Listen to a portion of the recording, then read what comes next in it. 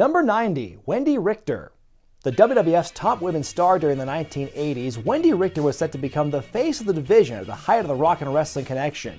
Not only did she win the title at WrestleMania 1 with Cyndi Lauper in her corner, she appeared in Lauper's music video for She Bop and was even portrayed on Hulk Hogan's cartoon where she was a rival to the fabulous Moolah.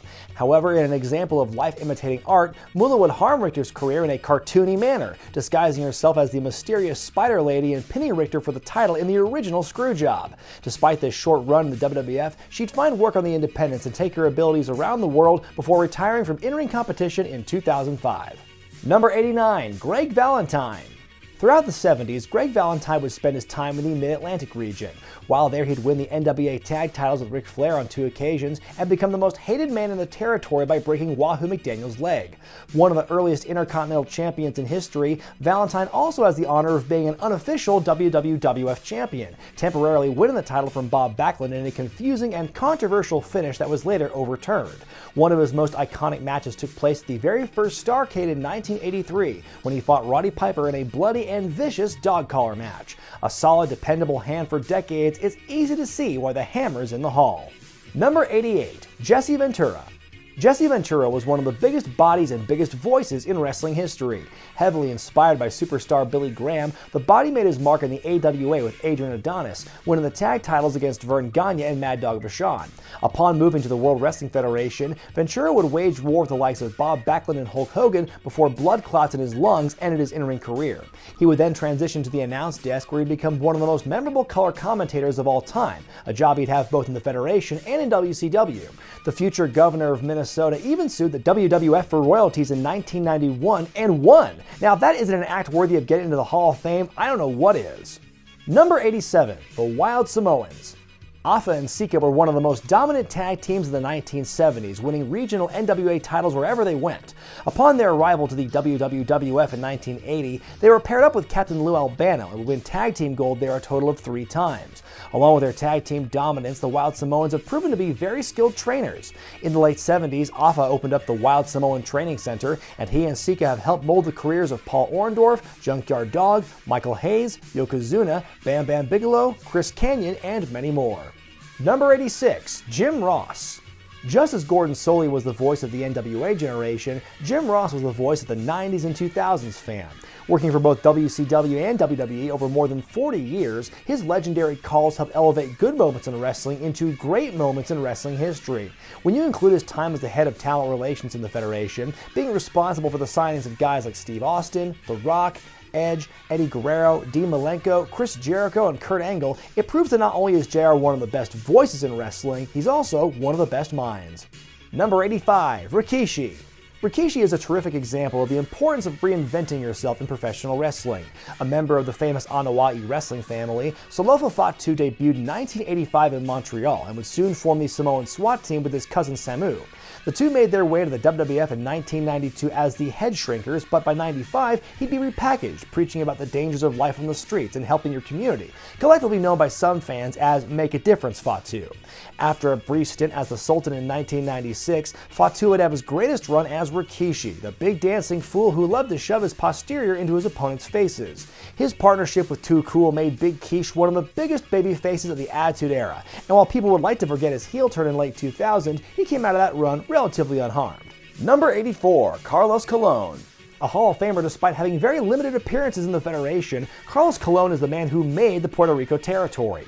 After getting his start in the Northeast in the late 60s, Colon took advantage of a lull in Puerto Rico to open Capital Sport Promotions, which would eventually rename itself the World Wrestling Council and would become the preeminent promotion in Puerto Rico, becoming the breeding ground for Puerto Rican stars including Savio Vega and his own sons, Carlito and Primo. Number 83, Lita. Fans were first introduced to Lita as the partner to high flyer S.A. Rios before joining with the Hardy Boys to form Team Extreme. One of the hottest acts in the company during the Attitude Era, the trio popularized a daredevil style which would inspire a countless number of independent wrestlers. Lita would hold her own as a singles competitor, becoming a multiple-time women's champion and feuding with the likes of Trish Stratus and Stephanie McMahon. She also spent time as the top female heel of the company as her real-life love triangle with Matt Hardy and Edge was made public. Despite that controversial chapter in her career, Lita will go down as one of the pioneers of the modern resurgence of women's wrestling in America. Number 82, Johnny Rodz. While he may have been seen on WWF TV as mainly jobber fodder to bigger stars of the late 70s and early 80s, Johnny Rodz is in the Hall for being one of the best teachers of the craft. Over the decades, Rodz has helped mold some huge stars in the industry, including Tommy Dreamer, the Dudley Boyz, Matt Striker, Taz, and many more. Number 81, Bob Armstrong. Another wrestling family patriarch, Bullet Bob Armstrong was a Marine-turned-wrestler who would make a name for himself in the southern NWA territories, being one of the top stars in Georgia and frequently venturing to Florida. He'd enter a period of semi-retirement, training his 4 sons to wrestle, the most successful of which have been Brian James, aka the Road Dogg, and Brad Armstrong, who passed away in 2012. Though Bullet Bob officially retired a few years ago, he's still kicking, having his most recent match in March of 2019 at the age of 79. Number 80, Alundra Blayze. Before Alundra made her mark in the WWF, she debuted as Medusa in the AWA in 1986, where she became women's champion. Despite having been in the business since '84, in 1988 she was the first woman named Pro Wrestling Illustrated's Rookie of the Year. Further plying her craft in Japan and in WCW, Medusa helped bridge the gap between the old Moolah style of women's wrestling and a harder-hitting, modern style we come to expect today. She arrived on the scene in the World Wrestling Federation under the name Alundra Blayze as the crown jewel of the newly rebooted women's division.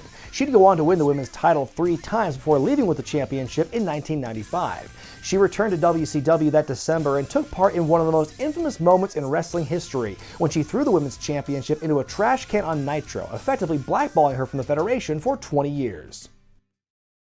Number 79, the Grand Wizard.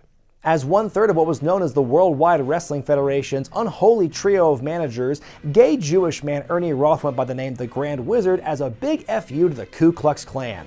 A man who was loud in interviews as well as in wardrobe, the Wizard led such stars as Billy Graham, Killer Kowalski, Ernie Ladd, Pat Patterson, and more to unparalleled success during his time at ringside. Number 78, Nikolai Volkoff. Up there with the Iron Sheik as the biggest heel of that first boom period, Nikolai Volkoff played on the prevalent fear of Soviet aggression of the 80s and 90s. Known for coming out with a large Russian flag and singing the Russian national anthem, Volkoff would gain his greatest success in the Federation teaming with the Iron Sheik to win the tag team championships, and would even have a run as a babyface, portraying a Russian defector following the collapse of the Soviet Union. Number 77, the Sheik. One of the earliest Middle Eastern stars in the business, the original Sheik would travel between the Chicago territory and the Northeast for decades, even warring with Bruno Sammartino over the WWF title at Madison Square Garden. He was best known in the Detroit territory, feuding with Bobo Brazil, and being the booker, owner, and promoter for big-time wrestling from the mid-60s until it closed in 1980. Sheik ended his career finding success in Japan, taking part in death matches with Abdul the Butcher and the Funks. He'd also have a brief run at ECW before joining his nephew Sabu in WCW as his manager. Number 76, Howard Finkel. Originally hired by Vince McMahon Sr. in 1975, Howard Finkel has the distinct honor of being the WWE's longest tenured employee, maintaining a backstage role today. Howard Finkel's best known for his time as ring announcer for the company, which he did full-time until the year 2000. In addition to his role as announcer, the Fink was part of the WWF's early creative team, credited with coming up with the name WrestleMania and giving Ricky Steamboat his moniker of the Dragon. Though his voice is rarely heard today, generations grew up hearing him set the standard for what a ring announcer should be in WWE. Number 75, Yokozuna. The largest Samoan star of the early 90s in more ways than one, Rodney Anawai found success in the WWF by portraying the Japanese villain Yokozuna. Managed by Hall of Famer Mr. Fuji, Yokozuna would feud with the likes of Hacksaw Jim Duggan, Bret Hart, and Hulk Hogan on his way to becoming a 2-time world champion. One of the competitors in the first match in the history of Monday Night Raw, Yokozuna would also become a 2-time tag champion with Owen Hart before leaving the company in 1996 after failing to lose weight. Number 74, Arnold Skaaland. Boasting accolades for his in-ring and backstage roles, the Golden Boy Arnold Skaaland was a wrestling star in the Northeast for years following World War II before attaching himself to the newly created WWF in 1963. Though a wrestler for the first 15 years of the company's existence, Skaaland would find success as a manager to stars such as Bruno Sammartino and Bob Backlund, and an agent to Andre the Giant. In addition to these roles, Skaaland was an early shareholder in the company and was also one of the best backstage hands. Number 73, Peter Maivia. One of the original Samoans in wrestling, High Chief Peter Maivia was a top star of the New Zealand and Hawaiian scene, even becoming the booker and promoter for the NWA's Hawaii operations. He made appearances in the Worldwide Wrestling Federation in the 1970s, working such stars as Billy Graham and Bob Backlund. The High Chief would become a blood brother with the patriarch of the Anoa'i family, joining their two families as one and forming one of the most influential clans in the world of wrestling. His daughter would marry Rocky Johnson, and together they'd bring the man known today as The Rock into the world. Number 72, Harlem Heat. Though Booker T's been in the Hall of Fame since 2013, the pairing of himself and older brother Stevie Ray never teamed together in WWE, but that doesn't make the two any less deserving of their recent accolade. Debuting in 1989, Stevie and Booker found lots of success in WCW, winning the company's tag team titles a record 10 times, often referred to as the Team of the 90s. Without the team's success, it's possible Booker T wouldn't have had as good a singles career as he did. Despite a couple of breakups during their time together, Harlem Heat's easily one of the best tag teams of the modern era and absolutely belong in the Hall of Fame. Number 71, Eddie Graham. Much like our previous entry, Eddie Graham made his name in the business outside of the McMahon family empire, even predating Vince Sr.'s Capitol Wrestling. Getting his first match in 1947, Graham would make a name for himself in Texas and the Northeast, before moving to Florida in 1960, which would become his home territory. Eventually becoming the promoter and booker for Championship Wrestling from Florida, Graham would also be given the nod to become NWA president, with support from legends Gordon Solie and Dusty Rhodes, and would hold the post for 2 years before retiring due to health reasons. Number 70, Eddie Guerrero. Eddie Guerrero was born into one of the biggest wrestling families of all time, the youngest son of Mexican legend Gory Guerrero. Getting his start at a very young age, Guerrero initially worked for CMLL before touring in New Japan and eventually getting a stateside break in ECW. He'd move on to WCW and become one of the company's top lightweights, winning the Cruiserweight and United States titles. After a high-profile defection to the World Wrestling Federation in 2000, Eddie would prove his worth, becoming both a Triple Crown and a Grand Slam champion, entertaining audiences until his sudden death in 2005. Number 69, Mae Young. Johnny Mae Young may not have been formally introduced to WWF fans until the late 1990s, but her wrestling career went all the way back to the early 40s. After cutting her teeth in arenas across the country during World War II, Young would spend the post-war years touring Japan with her trainer Mildred Burke, sparking a legacy of women's wrestling in that country as well. An accomplished wrestler and trainer, she spent her later years in a comedy role with the World Wrestling Federation, best known for her on-air relationship with Mark Henry, as well as her willingness to take bigger bumps than some of the men. The legacy of Mae Young lives on today with the Mae Young Classic Women's Tournament. Number 68, the Dudley Boyz. Speaking of Mae Young, the two most prolific members of the Dudley clan are easily one of the biggest success stories of ECW. Bubba Ray and Devon made the move to the WWF in 1999 during the height of the Attitude Era, and along with the Hardy Boys and Edge and Christian, would alter the landscape of tag team wrestling in the company. The pioneers of the tables match, their weapon of choice, would eventually become a key component in TLC matches. After a lengthy stay in Impact Wrestling, the duo returned to WWE in 2015 for a brief run before their Hall of Fame induction in 2018. Number 67, Chief Jay Strongbow.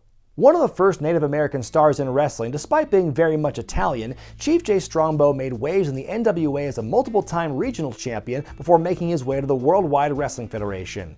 Debuting for Vince Sr. in 1970, Chief Jay Strongbow would feud with top stars of the day such as Jimmy Valiant, Billy Graham, and Spiros Arion. Though he would never win a singles championship, he did challenge Bruno Sammartino for the world title in Madison Square Garden, as well as win the tag team titles 3 times with various partners, and he also popularized the Indian strap match.